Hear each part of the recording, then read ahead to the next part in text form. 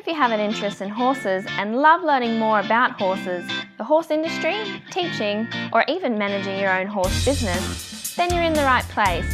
We would love you to join us on our mission, which is to improve the lives of horses around the world through the education of riders, handlers, and trainers. So get comfortable, listen in, and enjoy. Emily Anker's our guest today. Emily's an eventing specialist, rider, trainer and coach, and has ridden at most of the 4 stars around the world. How are you today, Emily? Well, thank you. That's great. Emily, we normally start off with a quote. It might be a quote that you use when you're coaching or a quote that you use that's inspired you. Have you got one for us today? Oh, that puts me, I was trying to think what I say all the time, probably forward and straight. Oh, well, that's a pretty good one. would be the most common that comes out. Yep. No, that's a really good Always one. telling people to go forward and straight. I suppose if people are riding their test or riding even a course and they're thinking, oh, I wonder if that's Emily over there, she's my coach, I better go forward and straight because that's what she'll be saying to me as soon as I come out. Yeah. Okay. Yeah, I'm sure that's it. There's a lot of repetition of that. Yep. Now, who told you forward and straight? Where did you learn that from? That's a good question. I don't really know. I think it is something that is drummed into you from so many different coaches. I've been quite lucky over the years to have worked quite closely with many different people, and I think everyone along the way has had something to add and to contribute to your learning and your understanding. And I do think that forward and straight is probably something that everybody harps on a little bit about in their own, they might tweak it a little bit, but I think it always comes down to that as, get them forward and straight and then most of your problems are gone anyway. So I don't know if I can pinpoint it to one particular person, but I do feel like I repeat it a lot and so do many others. Yes. And as you say, they might tweak it a bit or have slightly different versions, but that's the same thing when it all comes down to it, right? The same. Yeah. Now, Emily, I know you're going to have lots of interesting stories about how you started with horses, but I want you to think about your very first memories. That's probably quite tricky. I grew up with my mum starting a riding school at the time, sort of we were a cherry orchard and a riding school, and as in my younger years it sort of transformed to full riding school. So, I suppose before I could walk just about, I was trying to sit in a saddle and you're riding logs, we're putting a saddle on a log and riding it and trying to ride mum's horses and things, and I was probably not even 12 months old, in those early stages before I got a very wicked little black Shetland pony for my 3rd birthday, before my mother realised maybe she'd done the wrong thing and found me a much more suitable one. I can't remember. I suppose more than anything, I can't actually remember life without a horse. Okay. So all my younger memories are with horses. So probably, most people have a memory of them being there, whereas mine's probably a bit the opposite. I can't remember not having them. Probably a little bit different. Look, it's interesting actually because we come from, like a lot of the past interviewees have either said, family, riding, having horses all their life, but then we get an equal amount that say, well, we never actually had horses, but I always wanted horses, so I used to hang down around the riding school and always get the free lessons and, I'd do all the work and get the free lessons. But you would have been on the other end of that because you were at the riding school and you'd see all the kids come in. So there would have been a few come in? Yeah. Interested? Yep. Yes, no, many friends along the way and lots of riders that have gone on to do quite a lot too have had started at the riding school with me or were friends with me. So it's been great. They've been very long life friendships, I suppose, from quite a young age. Like Olivia Dunn, I think she rode at home when she was 7 or something, and Georgia Clifford and Anna Cullen and Anna Baird have all got married these days. But they all went on to ride and we all sort of grew up together and were, herding around on ponies, bareback chasing each other, going on beach rides, doing all that sort of thing as young kids on feral ponies, and then have gone on. So, I sort of made lots of friendships of people like that have come in to ride at the riding school and, gone on for years to come and, still riding or still interested in or got some connection with the horse industry, I suppose. Yes. So lucky to have that long friendship. And thinking about those people in particular, did they have core skills or personality traits that right from then you can say, you wouldn't then because you were friends, but you can look now and see people at a young age that they've got specific traits that you'd be looking for in a professional within the industry? That's a really good point. Well, probably all a little bit competitive. Yep. Even at that young age, riding together and stuff, you're having lessons and, someone's doing something better or something, and we probably all were a little bit competitive and determined in that way. And that resilience, I suppose, we're all quite tough, fall off, get back on, everybody pick up pieces and keep going. So I suppose all of those riders that probably continued did probably had that more than, like you say, sort of a natural ability or something that may have stood out, was probably a bit more sort of a gutsy attitude and that determination and a little bit competitive was probably more what got them. They would work harder, try harder, pick up the pieces when things went wrong and keep going more than actually maybe a talent as such. It's probably an attitude more than anything. Yep. All right. Now, what did you do? Because you were in the riding school, you had lots and lots of opportunities. What did you do? Did you leave school and straight away you were working with horses and working within the horse industry, or did you go to uni? What happened there? Well, yeah, it's interesting, isn't it? I know my parents did not want me to come home and work at the riding school as much as I got an opportunity to go and sort of groom overseas, but I had back then competed as a junior until you were 18, and I was it didn't turn 18 until I'd finished school. So I was so keen to get out and do some two-star and things, because we were restricted to one-star back then. So I couldn't give up the opportunity to go overseas and do that because I wanted to take my horses around. And then I think I sort of thought about going to Marcus Holden College, but the same thing, I was a bit limited about how many horses I could take. So the next best option was to go to uni and do a business degree, actually, because that way I got to stay home. And my parents supported me. So I thought, even though I think I spent a lot more time going around the area riding horses for people, pretending to be at uni, than I was at uni. But, so I did a couple of years of that and then actually deferred and just kept riding, because by then I'd sort of made up my mind and, as I said, was sort of working for other people and doing other things even though you had you had intentions of doing something after school, you never really stopped doing horse stuff. No, just kept doing it. Tried to do the real job thing, or look like I was doing the real job thing for a little while, get a degree. But never quite got over the line. Now, a lot of people would look at you, having your own riding school, which has got a great cross-country course, but there was something else I wanted to ask you about. And I'm sure that people have heard of the Saddle Club series. So you had I think the first Saddle Club series that were run at your centre. Can you tell me a bit about that, how that started and what it was like having the TV crews around and, having the Saddle Club series there within your riding school? What was that like? That was quite an interesting time, actually, because you sort of go in, I suppose, a little bit naive, because you haven't had to work with a film crew, and they were quite a big crew, an American company and money and things like that. We got fed wonderfully because they catered for it, for breakfast, morning tea, afternoon tea, lunch. So I think we all put on about 10 kilos for the 6 months or 8 months that they were there filming.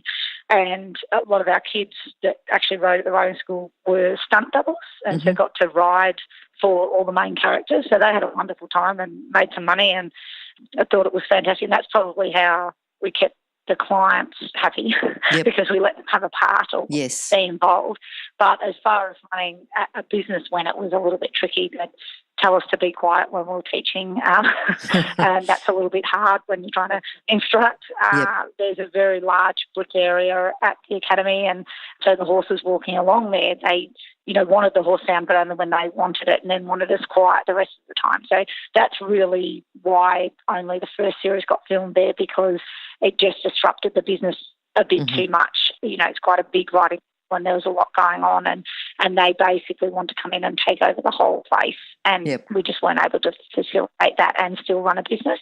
So we had a wonderful time, and lots of people had a great experience, and it was great sort of seeing the ins and outs of television and all of that. But unfortunately, it was only one series. Although, the kids still bring it up today. I know that there's so many kids that are quite young and still talk about the Saddle Club series and drive up the driveway and go, wow. And so, it's definitely left a lasting impression. It's good, isn't it? Yeah. It's been good for mum and dad's business and horse riding in general, because it probably, opens the eyes up to many young boys and girls and things that might watch the series and think, I might like to ride. Maybe that sort of inspires them to find a riding school and start. So probably, still keeps the door open. Yes, yeah. No, I think it was a good thing for the industry, that's for sure. Yeah. Now, tell me about people who've influenced you, because you've had quite a few and had quite a few people who've been influential within the horse industry who've influenced you. Just tell me a bit about those people. Yeah, there's been so many. I think that's the hardest bit. I've been in the industry too long now, I guess, showing my age. But, I've sort of worked closely with people for, a couple of years or something, and everybody has played a major part, I think, in developing me as a rider and helping me through different times in my career and all of that. I think I like to be a great mentor and support and role for the people that I coach, and I think that's come from having, well, maybe not at the beginning having as much, but then meeting people along the way that really were wonderful support to me. And I realised, how big a difference that could make in just your confidence and what you're doing and going out and competing. And so I like, I suppose, now to model myself a little bit like that, to be available, even at competitions, and even if it's just around a warm-up and you can yell out a few helping hints and to try and walk the cross country with everyone, whatever level it is, and give them a bit of guidance along the way, and just to make them feel like there is someone to bounce off and to support them, and that actually is, I suppose, even just caring about, how they're going. And eventing's such a tricky thing. There's so many different elements of it, and a lot of the time you're almost just trying to compete against yourself and improve on what you and your horse have done at the last event. And, sometimes the scoreboard doesn't always totally reflect it, yet you've actually made some giant steps in the right direction. And I think, it's important to, as a coach, to be involved in that and sort of, watch people develop and understanding and, at the different stages they're at. And, it's absolutely wonderful when you actually see the results and you get some wins and some really fantastic results on the scoreboard as well. But sometimes the biggest ones might not be winning the event. People have sort of achieved and stepped up to levels they'd never imagined they would get to, or, there's different, I suppose, different goals at the end for everybody, from wherever they're coming from and what they're aiming for. And it's sort of noting all of those goals as well as the sort of ribbons and things at the end of the day as well. So, so many people. I'm nervous to start naming names because I think so many people you might miss out on someone. I might miss out. I feel really guilty about it. But, I feel like I've been really lucky and had many different people that have all had something to contribute, and I hope I've taken good bits from them and are able to sort of offer them as a coaching role too, and as a mentor and support, because I think that's really important in the sport as well. Now, I want you to just put us through, if you're walking the course with someone, say you've got students who've done a bit of show jumping but not actually done cross country, so they don't have the drops and the ditches and the water jumps and the banks. What sort of problems do you think that is common for someone going from show jumping to cross country, and how are you going to teach those problems?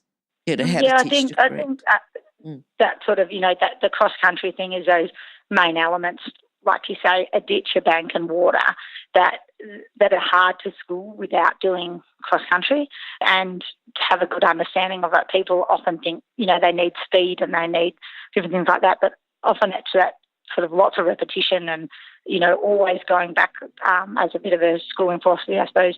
In my case, I always go and jump like a little tiny ditch and then work my way up to a bigger ditch all the time. And until the horse are very experienced, you sort of always go back and sort of make a point of almost just walking or trotting over a little ditch and then working your way up and jumping a bigger ditch. And the same with the bank, starting with a smaller one, then jumping off a big one. So every time you're presenting a horse with that concept, it's in an easy and comfortable, relaxed way that you actually are happy for them to have a look and then jump it and to be confident. It's a bit like water. A lot of people have, when they have trouble with water, I don't want to walk them, so I want to jump straight in. And I'm like, why? You want to teach them to stop and not trust you when you take them to the water. Whereas I want them to go to the water every time, go, oh, it's water, and trot through, and then canter through, and then jump in, and then do that. And every time they go to water, they jump in. They go first time, not question what you're asking. Whereas I think there's a lot of sort of preconceived ideas that you've got to ride it harder or faster or stronger or tougher, whereas you need to get the horses confident with every concept. so that every time you actually present them and say, I want you to jump this dead big ditch or jump into this water off this big jump, they go, every time you've taken me, you've made it a good experience. I trust you. I'll give it a go, rather than like you're actually trying to force them or make them or do it. And I think that's probably a little bit where I come from in cross country is I always try to, I want you to jump the big one, but I want you to jump the little one well and build up to jumping the big one every time, rather than feel like you've got to kind of just jump something bigger or tougher or harder, or the same with that water or the drop or whatever problem it may be that you're having. Yep. So you're really looking at the small steps of progressive training and just building on that experience. Yeah. What about with your flat work? Have you got the same philosophy there? What sort of exercises would you use in the flat work?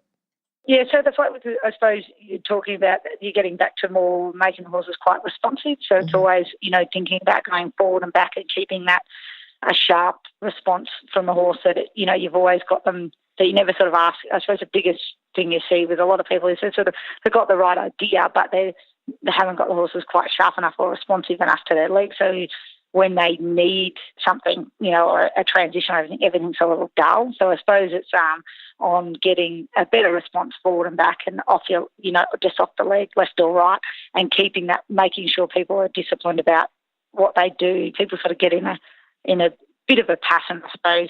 You go around and they think they're asking for something and they sort of go, oh, that was good enough, and then move on, whereas it's like actually being aware of what you're asking for. Did I actually get the response? Yes, that was a good enough response. No, it wasn't. And so I suppose the same sort of concept where you are trying to keep them confident but responsive at the same time. Yep. And just remembering, I suppose, the other big thing I think that I probably harp on a little bit about is that, whatever you're practicing is training. So if you're practicing sort of bad habits, then that's what you're training, whether it's a conscious decision or not. If you're always letting your horses sort of fall into the transition and fall on the forehand, then you're sort of teaching them to fall on the forehand. Think about whatever you're doing on a regular basis, and, those things, whatever you practice is what you're training. So practice good habits, just makes your life easier. So I think, I'd probably harp on a little bit about that as well, just, if you've got an expectation and you expect it to do it in a certain way, then make it very clear to them that is what you expect of it, and train that sort of behaviour and train that response. Don't sort of train it badly and then go, oh, well, they do it badly and that's naughty, and then get tough about it. It's like everything you do, every bit of repetition you do is training. So make sure it's good quality habits, I suppose. Yep. So that then you just make your life easier. Then they know what to expect and they're in a good responsive way. So I suppose, that was probably a long answer, but no, that was good. That was good. Yeah. What do you think your proudest moment's been? Because you've done quite a lot of competitive work. I'm interested to see if it's the competitions that you've been to. Yeah, you tell us. Yeah, the fact that I've ridden, at Badminton and Burleigh and Lemoore and Lexington and stuff, and ridden around the world, I'm glad that I've done those things and achieved those, and feel really lucky to have done all that and represent Australia and New Zealand in a young rider team and a senior team. So I feel really glad that I've had those opportunities and I've done those things. At the same time, everyone that I've coached that have gone on to achieve things too, I get just as much joy out of them. But often my students say that. They're like, we think you're happier when they win than when I do. And it's a little bit like that. Do. I get a lot of joy out of watching my students achieve their goals or be successful in winning things and things like that. I make you quite proud of them doing all that sort of stuff. Yeah. So riding at all those 4 stars, I'd love to go back and do it again and do a better job. But I do get a lot of joy out of watching your students achieve things too. Okay, good. Okay, now we've talked a bit, and I know that I'm sort of asking a lot. You've talked about walking the course and cross-country training and dressage, show jumping. What do you think is just a common problem that you see with show jumping, and how would you fix it? A lot of the time with show jumping for eventers, I think, is actually that they just get quite nervous, especially in a 3-day event, show jumping is the last phase and it puts them under a lot of pressure. And so it's actually people often do quite a good job until you put them under that sort of pressure. And it's, they're riding really well, and then all of a sudden they're, coming second or something, and it's close and there's a rail in hand and they fall apart and look like never ridden, around before. And that's what's really hard to recreate, that sort of putting people under pressure. But, you try and get them out doing those rounds and coaching and counting and keeping a rhythm and doing all that sort of thing, and try and bring them back, I suppose, to what you do training all the time. So hopefully, even in that pressure situation, they can hold it together. So I do think most of the time when you see show jumping not going well in eventing, it is from the pressure of that reverse order type atmosphere, rather than they're actually bad show jumpers, or that they just feel, I suppose they feel not as confident show jumping because of the pressure that is put on them, in that reverse order, and it is a hard thing to recreate. I try to get people going out and doing some extra straight show jumping to just get them more confident with doing rounds and doing bigger courses. Yep. So that where they go out on the final day of the event and they feel very comfortable at that level and can stay, not let the pressure get to them, I suppose. Okay. Oh, hang on a sec. Let me interrupt to let people know about the horse industry qualifications at onlinehorsecollege.com. If you have a look at the flexible options, there's online theory, and the practical components can be completed by video or with a qualified expert in your area. That website again is onlinehorsecollege.com. Okay, thanks. Now, have you got a book that has helped you along the way that you'd like to recommend for our listeners? Oh, that's no, I don't know that I thought do. You'd be saying the Saddle Club series.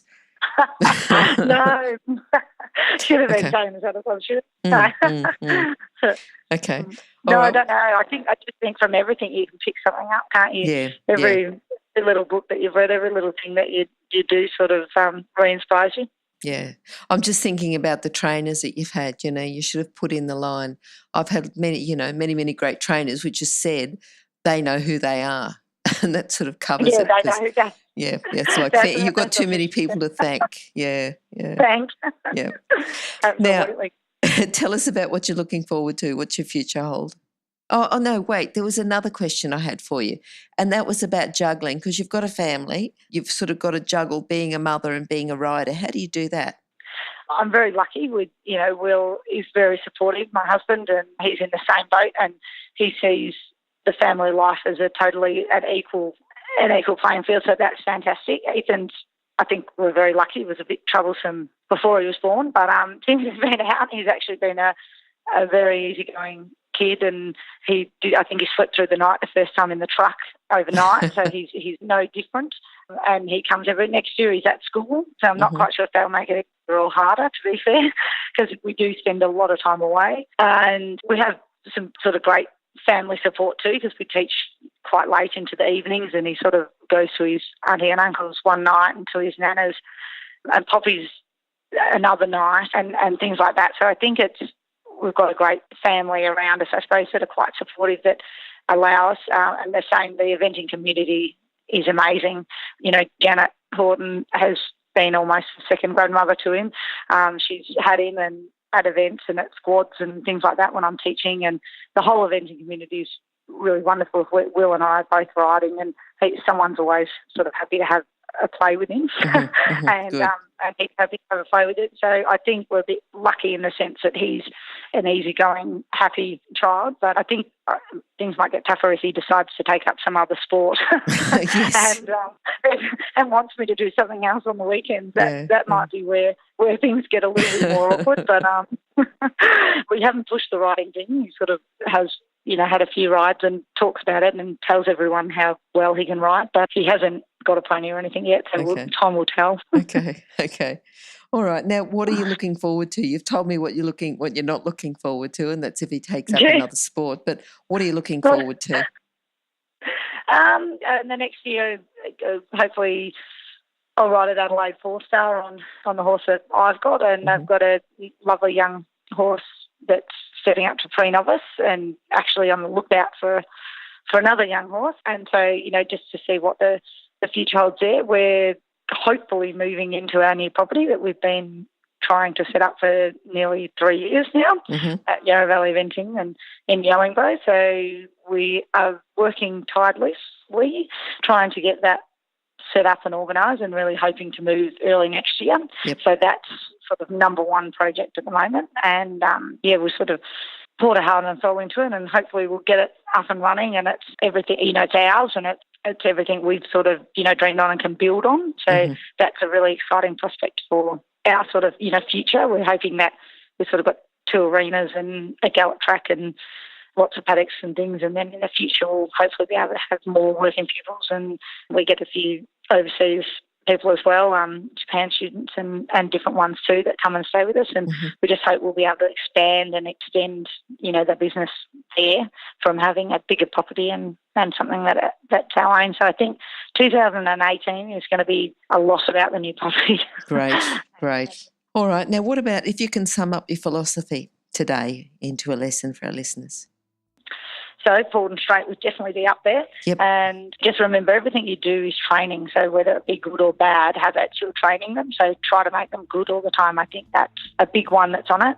And with your cross-country schooling, make sure there's lots of repetition and lots of confidence building. That you always start small with a concept and build it up and get them confident in all of your concepts cross-country, and then cross-country will never feel that scary. Good. And what about how people can contact you, Emily? So yarravallyeventing.com.au should be up and running soon. The website has been built, but we're on Facebook as well, as just Emily Anker or Yarra Valley Eventing. And bigger and better things to come in 2018, hopefully. Great. And those details will be on horsechats.com/Emily Anker.